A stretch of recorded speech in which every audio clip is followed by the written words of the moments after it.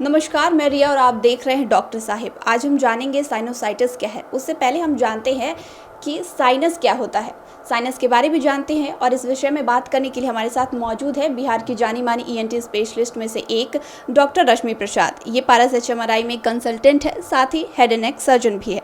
तो सबसे पहले स्वागत है मैम का हमारे चैनल में। Thank you so much. पहले हमारे दर्शकों को बताइए कि साइनस क्या होता है। Sinus actually air filled cavity है जो सारे लोगों में होता है। जैसे कि ये हमारे चिक साइनसेस है, नाक के बीच के साइनस होते हैं, फ्रंटल साइनस होते हैं।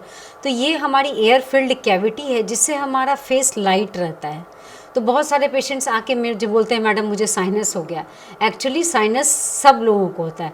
जब किसी कारण से उसमें इन्फेक्शन होता है, जिसको आइटिस, जब वो ऐड हो जाता है साइनस में आइटिस, तो उसे कहते हैं साइनोसाइटिस। मतलब साइनसेस के इन्फेक्शन को या इन्फ्लेमेशन को साइनोसाइटिस कहते हैं। ये कितना खतरनाक है और इसका लक्षण क्या है?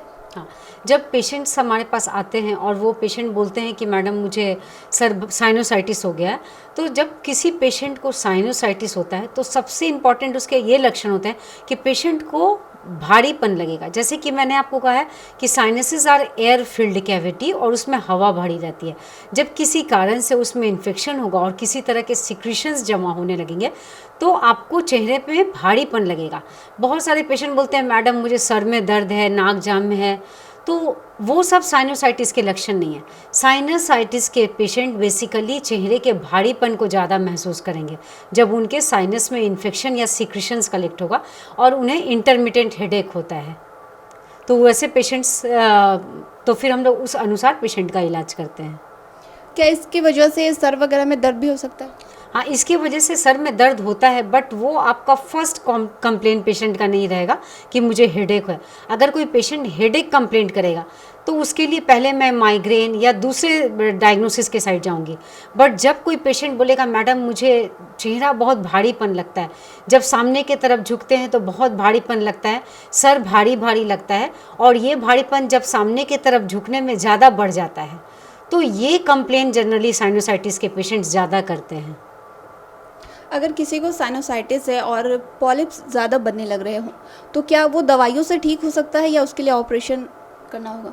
हाँ, साइनोसाइटिस में जब वैसे केस में जो साइनोसाइटिस हुआ है इसके साथ बहुत सारे पेशेंट्स एलर्जिक भी होते हैं।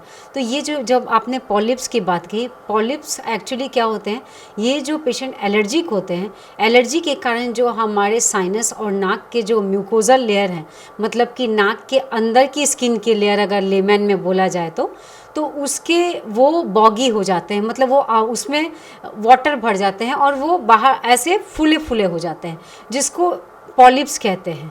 तो ये जो पॉलिप्स होते हैं, साइनोसाइटिस तो अलग चीज़ हो गई, बट ये जो पॉलिप की बात जो आपने की, ये बेसिकली एलर्जी से ज़्यादा होता है।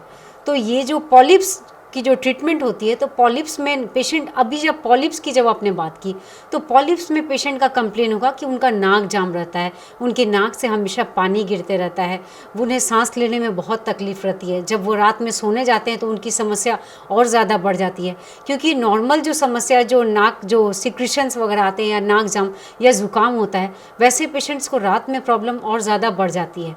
तो जो पॉलिप्स के पेशेंट हैं उन्हें ये समस्या रात में और ज़्यादा हो जाती है, और दिन में भी उनका नाक जाम रहता है, नाक में सांस की समस्या हो जाती है, नाक से हमेशा पानी आते रहता है।